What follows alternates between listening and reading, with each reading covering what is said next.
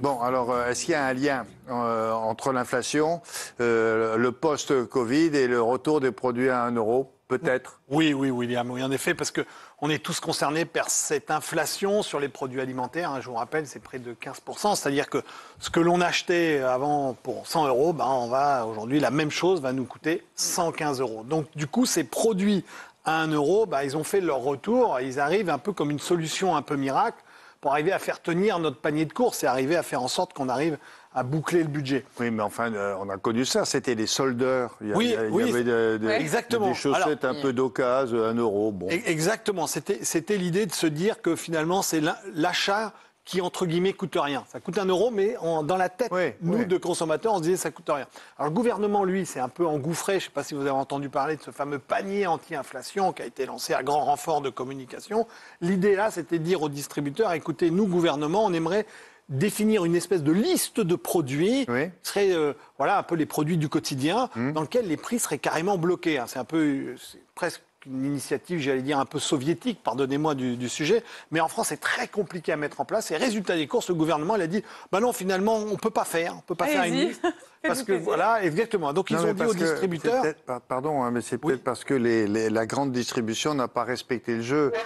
Ils n'étaient pas tous d'accord pour faire un panier comme ça. Alors, ils n'étaient pas tous d'accord pour faire un panier, vous avez raison, William. Et surtout, il n'y a pas un grand distributeur qui peut faire le même panier, parce que les produits sont très différents. Chacun se débrouille. Exactement. Et puis, ce qu'il y a dans un produit, je sais pas, le saucisson de l'un va pas avoir forcément le même taux de gras ou le temps de viande du mec. Donc, c'est très compliqué à faire. Donc, résultat des courses, le gouvernement, il a dit... On abandonne l'affaire, les gars, ça va pas marcher.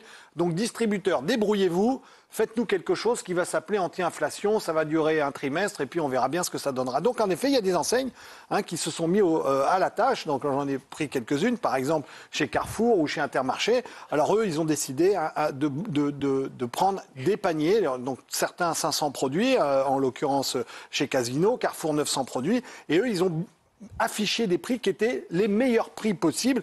Donc là, je vous ai pris en effet la boîte de riz, la qu'on voit qui est à 89 centimes, ou bien encore le shampoing aux œufs à 49 centimes, ou encore... C'est celui que vous avez essayé ou pas, Rodolphe? Alors oui, j'ai essayé, mais celui-ci, vous voyez, il n'a pas eu vraiment l'effet escompté. Non, bien sûr, j'ai pas essayé. Donc voilà, en gros, c'est ça le grand dispositif anti-inflation, c'est dire aux distributeurs, essayez de faire des produits pas chers. Voilà, pour le dire vite et mal. Qu'on cache bien au fond du magasin, parce que hier j'étais chez Carrefour, je les ai pas vus les trois. Alors, bien planqués. Alors, il faut un peu les chercher. Mais en effet, déjà, c'est pas compliqué. Moi, je parle sous le contrôle de Rodolphe. C'est soit ils sont tout en bas, soit ils sont tout en haut. Exactement. Mais ils sont jamais à hauteur des yeux. Alors, l'idée, c'est vraiment d'organiser le rayon avec la marque nationale à hauteur des yeux, la marque distributeur à hauteur de la main et le premier prix à hauteur des genoux. Donc, il faut descendre, il faut se baisser. C'est ça un peu l'organisation. Oui, ou du petit doigt de pied. Ouais. Bon, alors, quelles sont les autres mesures en faveur du pouvoir d'achat? Ça, c'est. On y reviendra. Alors, par exemple, il y a d'autres enseignes qui ont, eux, carrément pris une sélection de produits et ils ont essayé de bloquer des prix, dire voilà, on vous s'engage, ces produits ne bougeront pas. Il y a Auchan, Monoprix, Franprix. Et eux, sur une durée qui est relativement déterminée, donc on ne sait pas trop quand est-ce que ça va s'arrêter, mais ils ont dit écoutez, là, pour l'instant, on est capable de bloquer les prix, donc c'est peut-être une bonne idée d'acheter ce type de produit. Voilà. Anto? J'ai entendu dire qu'il y a supermarché à prix coûtant. J'ai vu ça hier d'ailleurs en passant. C'est quoi prix coûtant? Alors, prix coûtant. Alors, attention. Je comprends rien. Attention, parce que la notion de prix coûtant, la perception que nous, on en a en tant que consommateur, quand on dit prix coûtant, on dit finalement, ils vont nous vendre le produit au prix ils l'ont acheté, donc il faut pas de marge. C'est un peu ça l'idée, prix coûtant. Voilà, exactement, c'est ça. Bon, voilà. Naïf. Naïf, c'est ça. Bon, en l'occurrence, il faut savoir que dans le domaine des produits alimentaires, c'est interdit de vendre à prix coûtant en France. C'est-à-dire de vendre au même prix que vous l'avez acheté. Exactement, c'est interdit. Vous êtes obligé dans l'alimentaire de vendre le prix d'achat plus 10%. Donc si jamais le distributeur achète un produit 1 euro, il est obligé à nous de nous le vendre 1,10 € minimum. Il peut le vendre plus, bien sûr, mais il ne peut pas le vendre moins. Pourquoi? Parce que l'idée, c'était une idée, là encore, gouvernementale, c'était de faire en sorte de redonner de la marge supplémentaire aux distributeurs pour qu'à la fin, ils finissent dans la poche des agriculteurs. Bon, là, il y a eu beaucoup d'études, ça n'a pas forcément fonctionné, mais en tous les cas, c'est l'idée. C'est pour ça que quand vous entendez prix coûtant, eh bien, en fait, c'est pas possible. Ils n'ont pas le droit de vendre à prix coûtant. Il y a d'autres pays dans lesquels vous pouvez vendre même en dessous de votre prix d'achat. Par exemple, si vous allez aux États-Unis, en Angleterre ou aux Pays-Bas, par exemple, là, vous pouvez acheter des prix carrément en dessous de ce que... Donc c'est mensonger. Ah ben oui, prix coûtant dans l'alimentaire, ça peut pas marcher. Ça, c'est pas Donc possible. quand vous voyez ça, vous êtes en droit de protester. Voilà, c'est ça. Après, c'est prix d'achat plus 10% dans l'alimentaire, c'est la loi. C'est comme ça. On va revenir à nos produits à 1 euro, là. Alors oui, alors ces fameux produits à 1 euro, donc c'est ce qu'on appelle, c'est ce que vous disiez William tout à l'heure, c'est vraiment des produits à prix d'appel. C'est-à-dire c'est des produits qui cherchent vraiment à attirer le client, c'est vraiment des prix psychologiques dans lesquels on se dit oh là là, ça c'est vraiment pas cher. Et même, vous avez même vu que dans des logiques à prix où il y a marqué prix à 1 euro, par exemple sur des barquettes, j'ai vu ça sur des barquettes de champignons ou de tomates cerises, par exemple, ben finalement il y a même marqué 99 centimes. C'est-à-dire que c'est en dessous d'1 euro. On peut pas faire moins cher, ça c'est pas possible. Donc c'est pour ça que par exemple une enseigne comme Intermarché, elle a lancé, alors ça elle l'avait fait avant le gouvernement, eh bien 500 produits qui sont à 1 euro. Donc c'est ça le système. Des produits alimentaires ? Des produits alimentaires, ouais, 500 exclusivement alimentaires. Oui, quasiment exclusivement alimentaires. Et j'ai trouvé pour cette chronique une enseigne que je connaissais pas, qui existe, qui arrive d'Allemagne, c'est absolument incroyable. Ça s'appelle Teddy, le dernier né du hard discount en France. Alors lui, c'est carrément un magasin où rien n'est à plus d'1 euro. Tout est à 1 euro, les amis. Donc là, c'est clair, vous avez 15 000 références, tout ce que vous voyez dans le magasin. Tout ce qu'on voit là, ça vaut 1 euro. 1 euro, voilà, ça vaut 1 euro. On a eu des magasins comme ça, Monsieur 10 francs à l'époque. Oui, 10 francs, ouais. Alors oui, 10 francs, mais 1 euro, c'est en dessous, c'est même moins cher que 10 francs. C'est vraiment moins cher que 10 francs. Ça vient en France, là ? Alors, oui, c'est en France, exactement. C'est en train d'ouvrir. Le premier est à Évreux. Il voudrait ouvrir une dizaine de magasins. Alors attention, il n'y a pas de produits alimentaires. Ici, c'est que des produits dits non alimentaires, c'est-à-dire de la décoration, des produits ménagers, du bricolage, de la papeterie.